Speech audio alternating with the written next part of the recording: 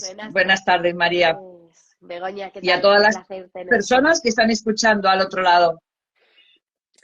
Qué bien. Oye, Begoña, que estaba diciendo que contigo vamos a hacer un directo en el que vamos a hablar de cómo las emociones están muy relacionadas con el descanso. Es decir, lo hablábamos tú y yo esta mañana que hemos tenido una llamadita telefónica y cómo cuando nuestros hijos, nosotros también, ¿vale? Pero vamos a centrarnos aquí en nuestros peques. Cuando nuestros hijos no descansan bien, es normal que estén muchísimo más irascibles, más irritables, que todo les siente mal, que tengan una pataleta, una rabita por cualquier cosa. Contabas tú esta mañana el ejemplo de una mamá que te decía, es que se ha enfadado porque le he dado una galleta y estaba troceada, ¿no? En vez de entera. Cuando a lo mejor otro día me la pide así y no se enfada. Es que Claro, esto, claro. la falta de descanso está detrás de muchas de las rabetas de nuestros peques.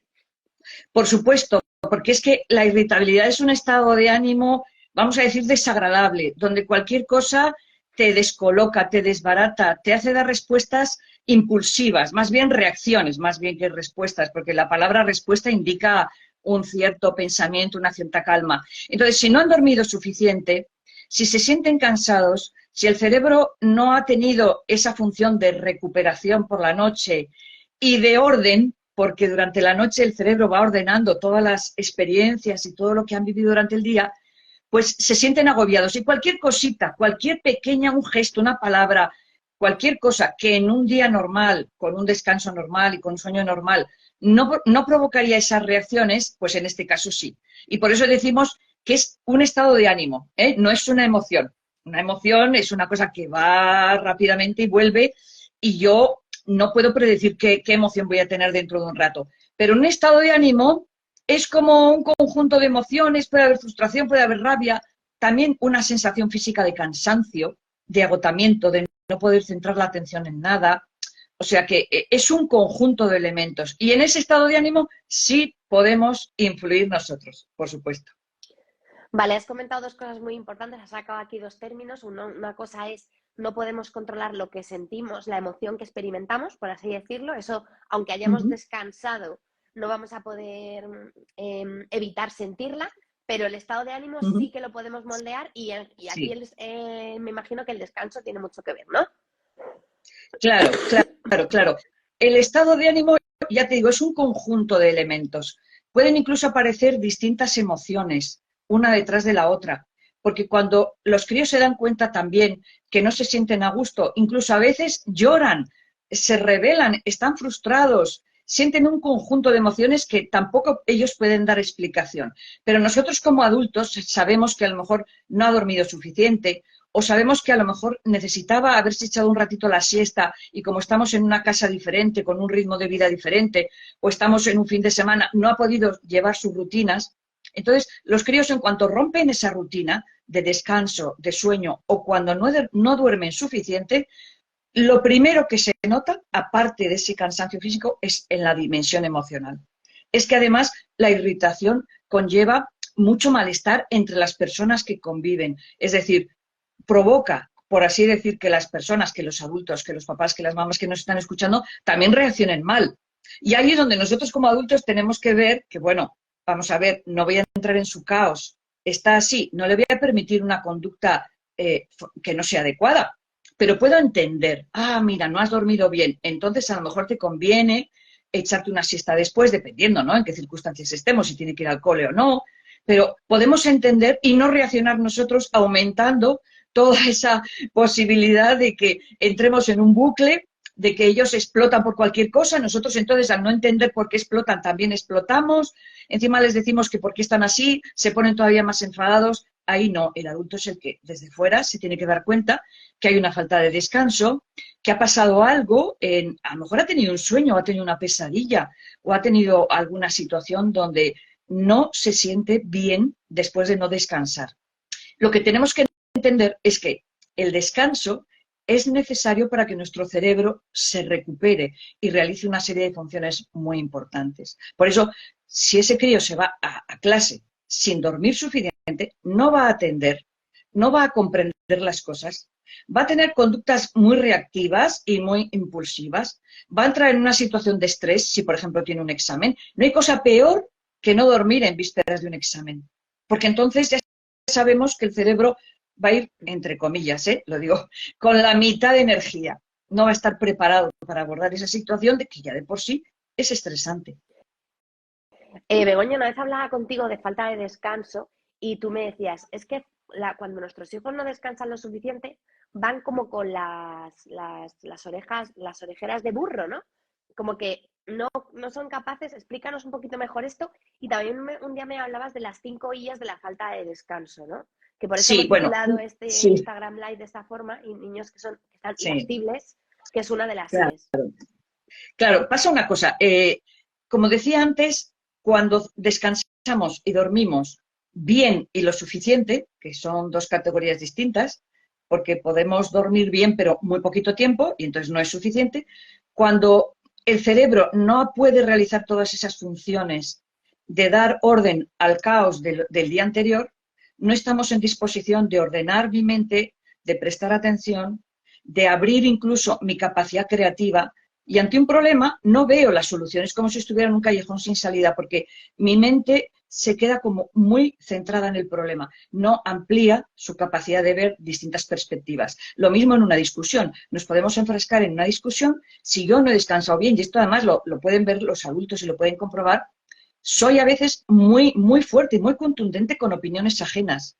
No doy la posibilidad, porque mi mente no se abre. No se abre a ver nuevas perspectivas, nuevas visiones. Lo mismo si tengo que resolver un problema. No veo distintas opciones. Entonces, ¿por qué es esto?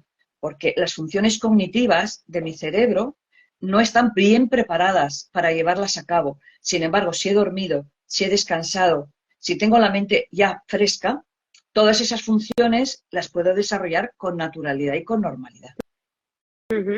Has hablado antes del estado de ánimo. Esta pregunta nos la mandan desde Flex, que son los que han generado, nos han dado la posibilidad de hablar de esto hoy. Dicen, Sí. ¿por qué el sueño es tan importante y por qué afecta al estado de ánimo? Sé que lo hemos mencionado ya, pero ¿se lo puedes explicar un poco más a nivel qué ocurre en nuestro cerebro cuando no descansamos? O sea, Sí. para que entendamos mejor que esto es una cuestión de cerebro, o sea, que no es... Sí.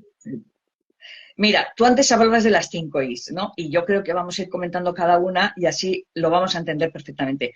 El primer síntoma es la irritabilidad.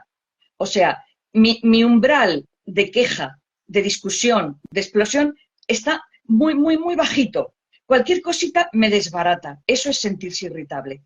Cualquier estímulo que en otro momento no me hubiera causado ningún impacto, ahora me molesta. Cualquier palabra, cualquier gesto lo interpreto mal. O sea, tengo una visión muy sesgada de la realidad, de lo que está pasando. Por lo tanto, mi reacción no es, entre comillas, lógica, a modo de ver de cualquier adulto, ¿no?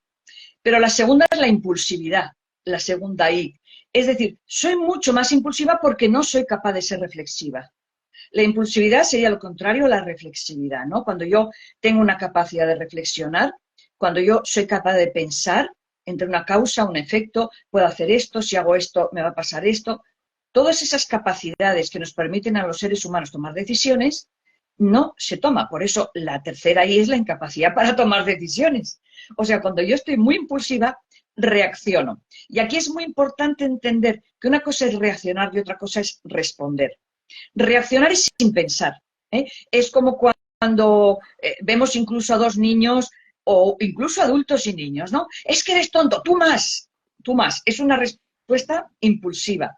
Sin embargo, si un niño a mí me dice, mamá, es que tú eres tonta, yo tengo que calmarme, pensar y decir, a ver, no lo está diciendo con una idea de hacerme daño. Por supuesto, no puedo dejar de emitir un juicio y decirle, no, no, no me gusta nada que me insultes. Yo no soy tonta. A lo mejor a ti te parece y puedo hablar con él, pero no reaccionar. Porque mi hijo sí ha reaccionado, yo no debo reaccionar. Pero cuando yo soy muy impulsiva, no soy capaz de pensar y de tomar decisiones. Me callo, hablo, voy por aquí, voy por allá, le digo esto, le digo lo otro. Entonces ya tenemos tres síes que son, como yo digo, las causas de muchos problemas de convivencia, tanto en la familia como en el trabajo, como en el mundo en general, ¿no? Pero luego hay otra cuarta que es muy, muy importante para el aprendizaje, es la inatención, la falta de atención. Sabemos que no podemos aprender nada si no prestamos antes atención y después comprendemos. El proceso sería, escucho, estoy atenta y comprendo. Si estoy atenta, es más lógico que comprenda lo que me están diciendo, o lo que me están pidiendo, o lo que yo tengo que hacer en un momento dado en el aula. Si yo no presto atención, no puedo comprender, por lo tanto no puedo aprender. Estoy en el aula, sí. Puedo incluso estar oyendo, pero no escuchando, porque escuchar es prestar atención a lo que oyes. Cuando tú prestas atención, es más probable de que vayas comprendiendo, o más probable por lo menos de que si no comprendes puedas preguntar. Pero la inatención es un problema tremendo en las aulas. Y muchas veces no es por hiperactividad, no es porque ese niño tenga un trastorno, es simplemente porque no descansa, porque no duerme suficiente. Entonces no puede prestar atención, no le podemos exigir eso. Y la quinta es la inestabilidad emocional, esas montañas rusas de emociones que a veces se producen, ¿no? Que de repente, por ejemplo, alguna mamá me ha dicho a mí, ¿no? Es que mi hijo adolescente se levanta por las mañanas pegando un portazo como muy enfadado, de repente oye una noticia o le cuento algo, uy, y enseguida se pone contento, luego al cabo de 2 minutos otra vez se enfada porque está pensando en algo que va a pasar en la clase. Dice, es que es como un tío vivo, como una montaña rusa emocional. Eso es la inestabilidad. De acuerdo que una de las características de la adolescencia es que precisamente todo ese mundo hormonal que va cambiando también les provoca una cierta inestabilidad emocional. O sea, que sería normal, entre comillas, pasar por etapas de inestabilidad emocional cuando somos adolescentes. Pero vemos que esa inestabilidad, si se mantiene en el tiempo, puede dar lugar a trastornos importantes de personalidad. Y al final, sí que es verdad que estas 5 I's, y lo digo porque el descanso tiene una repercusión no solamente en el cerebro y en las acciones cognitivas, sino también en la convivencia con los demás. Si yo soy muy impulsivo, puedo hacer daño. Si yo no reflexiono porque tomo decisiones sin tener en cuenta a los demás, puedo hacer daño. Si yo de repente no presto atención, alguien que me está contando algo se puede sentir herido porque yo no le estoy prestando atención a lo que dice, que tanto puede ser un profesor como un padre, una madre o un compañero, un amigo. Si yo de repente muestro un comportamiento sumamente agresivo y violento sin tener en cuenta al otro, sin mostrar empatía, puedo hacer daño al otro. De modo que no solamente hay consecuencias, la falta de descanso y de sueño no solamente tiene consecuencias para lo que es mi propio desarrollo cerebral, mis funciones cognitivas, también mi propio metabolismo emocional, porque durante la noche se produce como un metabolismo, entre comillas, de todo lo que he vivido emocionalmente el día anterior. No se me acumulan las emociones, sino que las voy digiriendo, voy ordenando todo lo que he vivido en el día anterior y luego ya empiezo como con la hoja en blanco, entre comillas, también, ¿eh? Entonces, hay que entender que no solamente afecta al cerebro, sino que afecta a la convivencia. Y entonces, muchos problemas de conducta. Yo cuando he trabajado como terapeuta infantil, muchos problemas de conducta tenían su origen en una falta de descanso y de sueño. Precisamente porque estos síntomas que estoy diciendo, estas 5 I's, llaman mucho la atención y tienen consecuencias negativas para la persona y para el entorno. Entonces, descansar y dormir exige que haya unos hábitos y que exige que desde pequeños las familias se lo tomen muy en serio. Es verdad que lo decimos siempre, ¿no? Tenemos ya muy interiorizada que para una buena salud hay que alimentarse bien. Perdona, Begoña, que estoy fatal. Tranquila. De la garganta. Hay que alimentarse bien, hay que hacer deporte. Y el descanso al final no le damos importancia. Claro, pero fíjate, es una cosa curiosísima. Hoy se están estudiando, por ejemplo, que las causas de problemas en los niños cuando están irritables no solamente puede tener que ver con el descanso y el sueño, pero alrededor de la falta de descanso y de sueño pivotan muchos problemas, incluidos la depresión, incluidos las dificultades para manejar sus frustraciones, ¿no? O sea, puede haber muchas causas, por supuesto, de irritación, pero antes de nada tenemos que saber también que el descansar y el sentirme bien descansada como cuando me levanto por la mañana también tiene que ver con mi forma de ser, con mi temperamento. Y aquí voy a dar un tip importante, yo creo, porque las personas que me estáis escuchando diréis, vamos a ver, es que yo tengo un hijo y tengo 2 hijos, y uno a lo mejor se levanta siempre de buen humor y el otro se levanta siempre de mal humor, como enfadado con la vida, como enfadado, ¿por qué me tengo que despertar? ¿Por qué ahora tengo que ponerme a vestir y a desayunar? Es decir, también en la irritabilidad tiene que ver un poquito el temperamento. Y el temperamento no olvidemos que es la parte genética de la personalidad, ¿eh? O sea que ya también por temperamento tendemos algunas personas a ser más irritables o menos irritables. Pero, ¿qué es lo que sucede? Que se puede educar para que bajen esos niveles de irritación.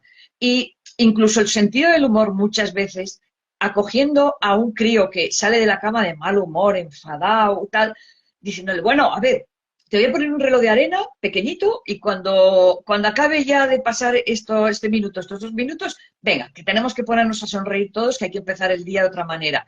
No es que tú le obligues a mostrar una emoción que no siente, le estás ayudando a que genere emociones positivas. Y lo que se ha demostrado es que también, asociado a la irritabilidad y a la falta de sueño, va un aumento.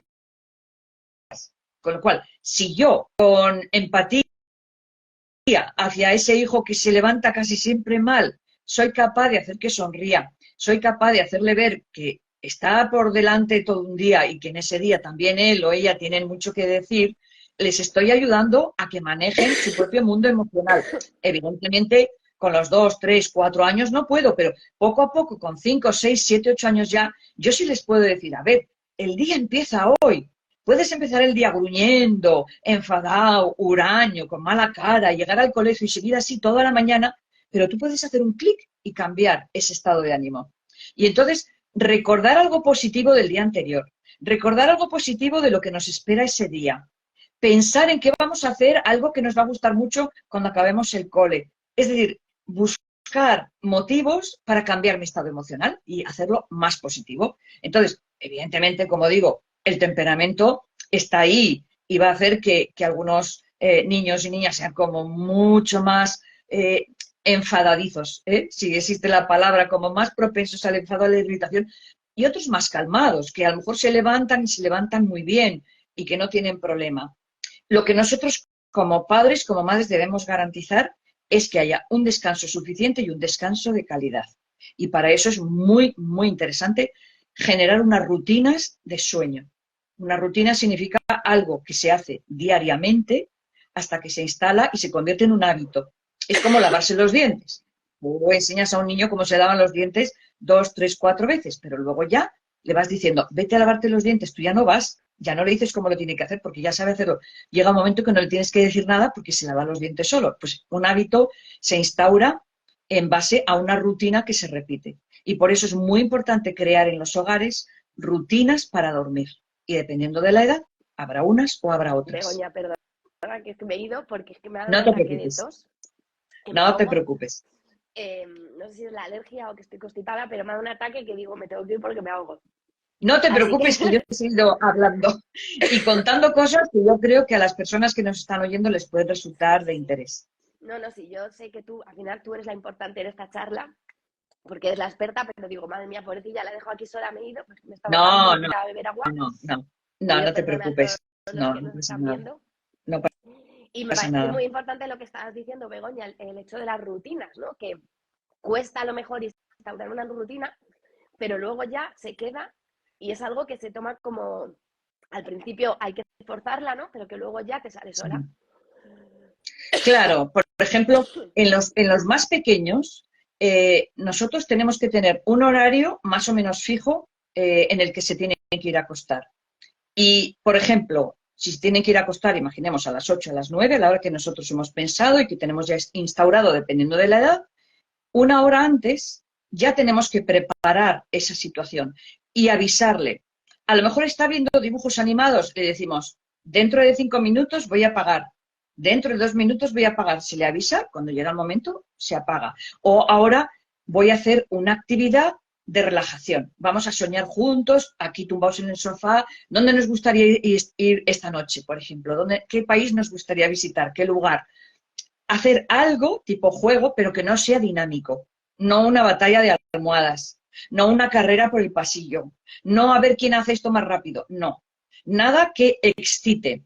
Luego, por otro lado, en las meriendas, no ponerles, o por lo menos en la cena, no ponerles mucho dulce porque la glucosa activa y que, por ejemplo, si sabemos que van a tener problemas con la situación que tiene que ver con el sueño y que a lo mejor no van a aguantar tanto el pis, no darles tanto líquido por la noche.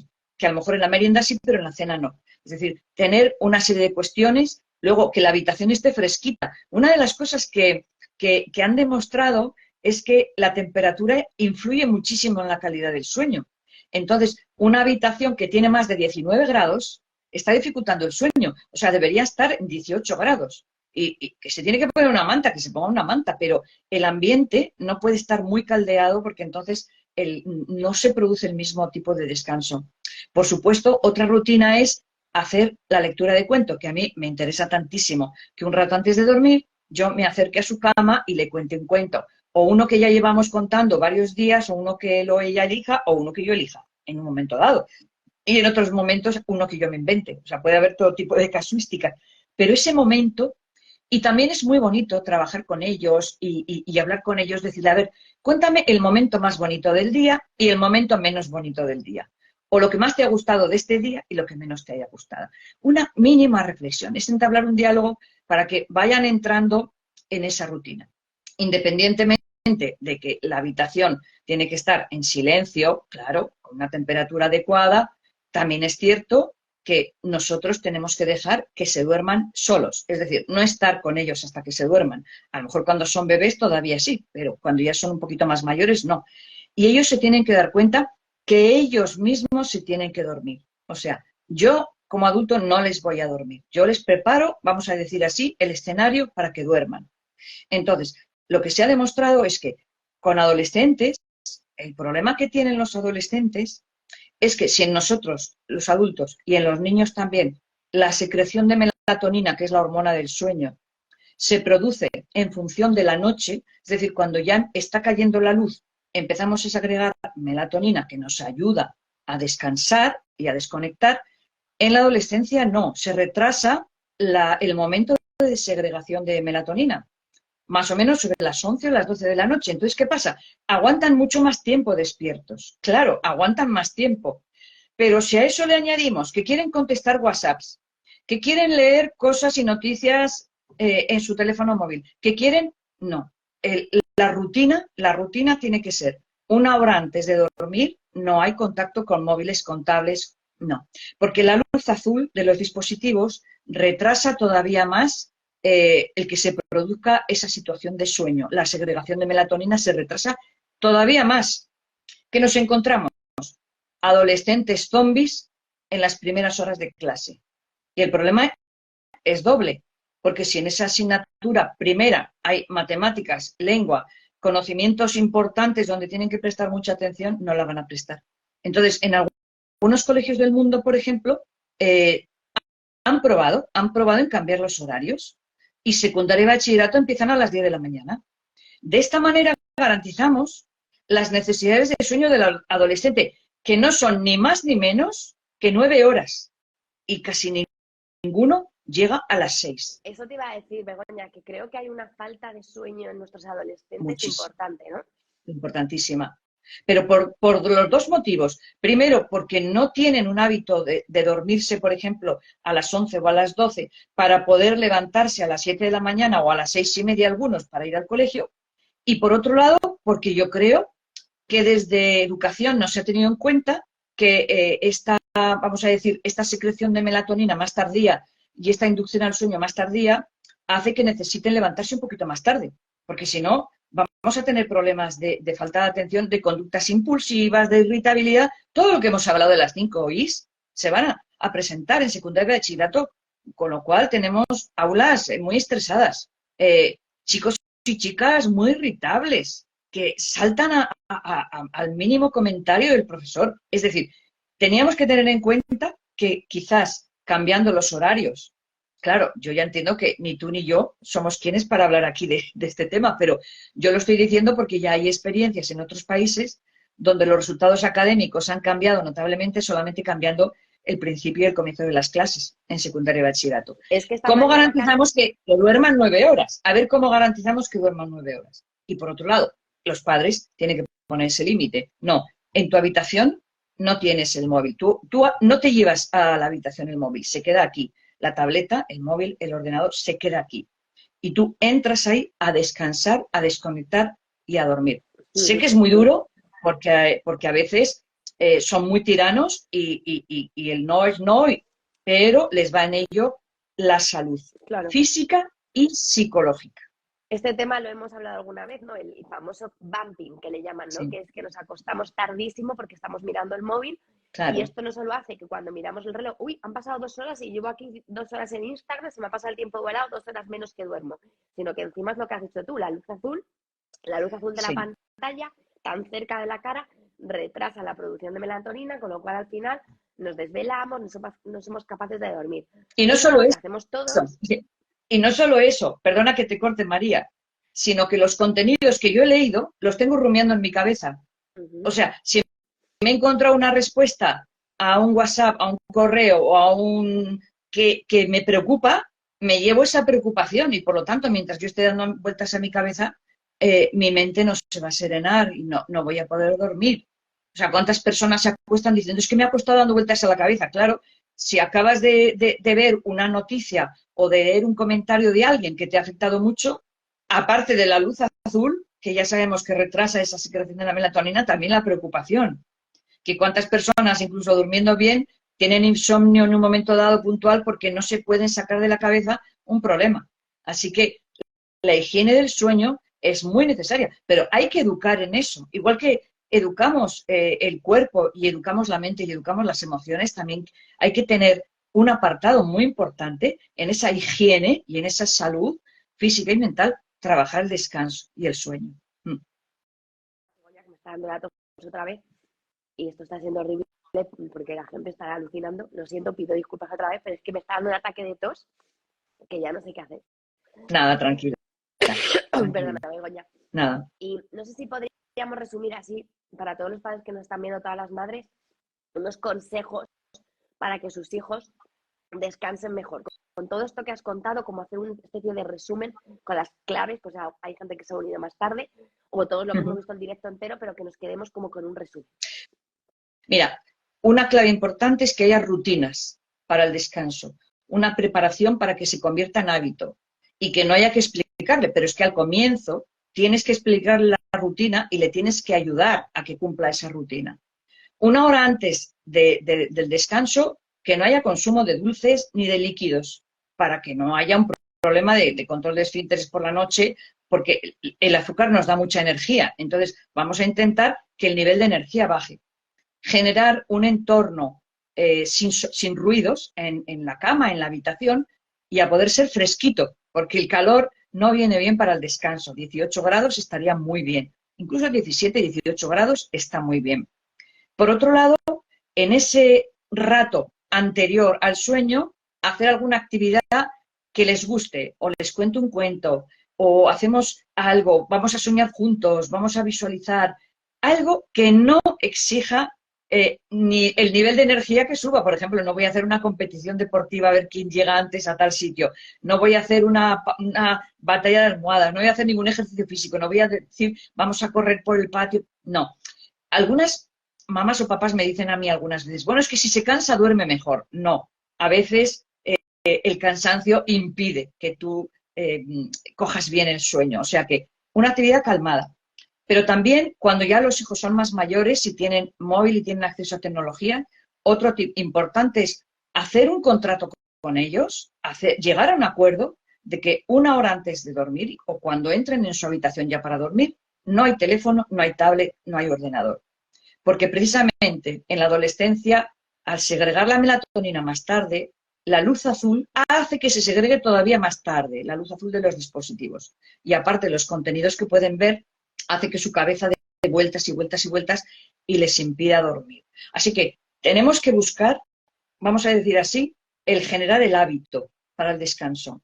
Y luego hacer que por lo menos duerman el tiempo necesario para que su cerebro se recupere, para que no estén irritables, para que puedan controlar su estado de ánimo, para que incluso no tengan problemas de falta de atención o de concentración, que es una de las consecuencias de falta de sueño. Y una cosa que yo siempre digo otra vez, no solamente es que la falta de descanso afecta al cerebro y a las funciones cognitivas de toma de decisiones, de atención, de reflexión, sino que provoca problemas en la convivencia.